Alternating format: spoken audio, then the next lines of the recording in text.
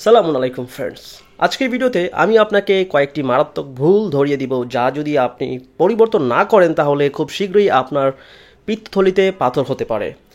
ঘরে ঘরে মানুষ এখন হজমের সমস্যায় ভুগছে। হজমের সমস্যাকে উপেক্ষা করে দেখা যাবে না, বা আপনি যে প্রোটন পাম্প ইনহিবিটরস নিয়ে গ্যাসের ওষুধ খেয়ে আপনার গ্যাস্ট্রিককে দমিয়ে রাখছেন, সেটা কিন্তু প্রকৃত সমাধান নয়। এই জাতীয় ওষুধ নিয়মিত খাওয়ার জন্য ডিজাইন করা হয়নি। আর আপনি যদি আপনার বেশ কিছু ভুল ঠিক না করেন তাহলে খুব শীঘ্রই আপনার পিত্তথলিতে পাথর হতে পারে।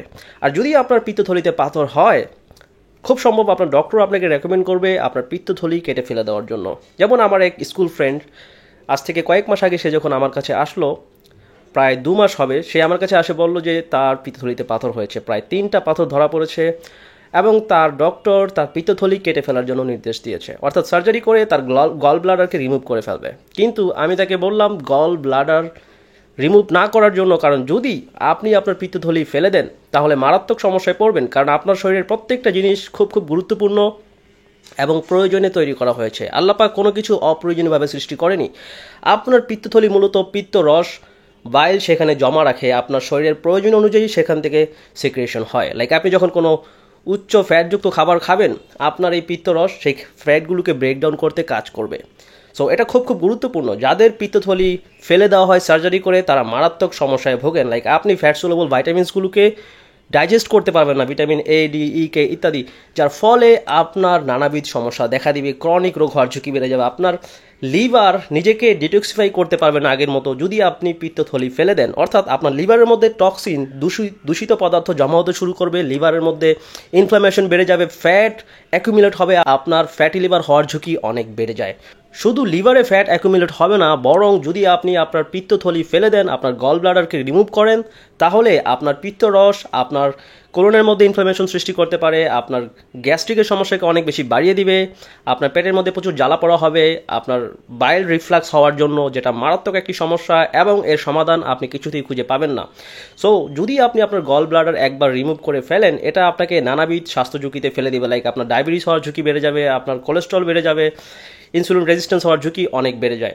সো আমি হাইলি রেকমেন্ড করবো আপনার গল ব্লাডার রিমুভ না করার জন্য। লাইক আমার ফ্রেন্ড যখন 2 মাস আগে আমার সাথে দেখা করে, তার গল ব্লাডারে 3টা স্টোন ধরা পড়ে, আমি তাকে রেকমেন্ড করেছি প্রাকৃতিক মেডিসিন। লাইক আমি তাকে কোলিন সাপ্লিমেন্ট করার জন্য রেকমেন্ড করেছি। গবেষণায় দেখা যাচ্ছে কোলিনের ঘাটতি থেকে আপনার পিত্ত পাথর হওয়ার ঝুঁকি অনেক বেড়ে যায়। অনেক ক্ষেত্রে কোলিনের ঘাটতি প্রায় 100% টাইমস 100 ভাগ ক্ষেত্রেই আপনার পিত্তথলির পাথর হওয়ার ঝুঁকি বাড়িয়ে দিচ্ছে। সো এরকম অনেক গবেষণা রয়েছে যেটা এটা প্রমাণ করে যে কোলিন, যেটা মূলত আপনার লিভারকে ডিটক্সিফাই করে, আপনার ব্রেনের জন্য অত্যন্ত গুরুত্বপূর্ণ, ডিমের কুসুমের মধ্যে প্রচুর পরিমাণে কোলিন পাওয়া যায়, এই গুরুত্বপূর্ণ প্রাকৃতিক উপাদানটি আমাদের লিভারকে ডিটক্সিফাই করে, দূষণমুক্ত করে এবং আপনার পিত্তরসের ফ্লোকে ঠিক রাখে। সো যদি আপনি আপনার গল ব্লাডার হেলথকে ঠিক রাখতে চান, আমি রেকমেন্ড করব গল ব্লাডার রিমুভ না করে আপনার যেই পাথর সৃষ্টি হয়েছে সেটা মূলত কোনো পাথর না, সেটা হচ্ছে পিত্তথলিতে কোলেস্টেরল জমাট বেঁধে পাথরের ন্যায় হয়ে আছে। কারণ পিত্তরসের কাজ হচ্ছে কোলেস্টেরলকে গলিয়ে দেওয়া, ব্রেকডাউন করা। কিন্তু যখন আপনার পিত্তরসের সিক্রেশন কমে যায় এবং সেইখানে গল স্টোন তৈরি হয় ওভার টাইম, যে এই কোলেস্ট্রলটা আপনি ব্রেকডাউন করতে পারছেন না। এটা কেন হয়? যদি আপনার হজম শক্তি দুর্বল হয়, আপনি যদি অতিরিক্ত ওজন হন, লাইক যাদের শরীরের মধ্যে প্রচুর পরিমাণে এস্ট্রোজেন হরমোন রয়েছে, যারা বার্থ কন্ট্রোল পিল খাচ্ছে, জন্ম নিয়ন্ত্রণের ওষুধ গ্রহণ করছে, তাদের ক্ষেত্রে পিত্তথলিতে পাথর হওয়ার ঝুঁকি অনেক বেড়ে যায়। এছাড়াও নির্দিষ্ট অনেক ওষুধ, যেমন আপনার কোলেস্টেরল লোয়ারিং ড্রাগস, এই জাতীয় ওষুধ আপনার পিত্তথলিতে পাথর হওয়ার ঝুঁকিকে বাড়িয়ে দেয়। যদি আপনার ফ্যাটি লিভার থেকে থাকে তাহলে সেটাও আপনার গলস্টোন হওয়ার ঝুঁকি অনেক বাড়িয়ে দিবে। বা যদি আপনি আপনার ওজনকে হ্রাস করতে চান, অনেকেই দ্রুত ওজন কমাতে চায়, অনেক রকম মেডিকেশন গ্রহণ করে বা স্ট্রিক্ট ডায়েট ফলো করে, বিশেষ করে যারা আপনাকে বলবে কম ক্যালোরির ডায়েট গ্রহণ করার জন্য। লাইক আপনি যে সকল খাবারের মধ্যে ক্যালোরি একেবারে কম, সে সকল খাবার গ্রহণ করবেন, যেমন আপনি লাউয়ের জুস খাবেন, শশা খাবেন ইত্যাদি, সারাদিন ভর শুধুমাত্র লো ক্যালোরি ডায়েট খাবেন এবং অন্য কিছু খাবেন না, ফ্যাটি কোনো মিল খাবেন না। এগুলো আপনার পিত্তথলিতে পাথর হওয়ার ঝুঁকি অনেক বাড়িয়ে দেয়। সো যদি আপনার বা আপনার পরিবারের কারো বা আপনার আত্মীয় স্বজনের মধ্যে কারো পিত্তথলিতে পাথর হয়ে থাকে, তাহলে এই ভিডিওটি তাদের সাথে শেয়ার করুন।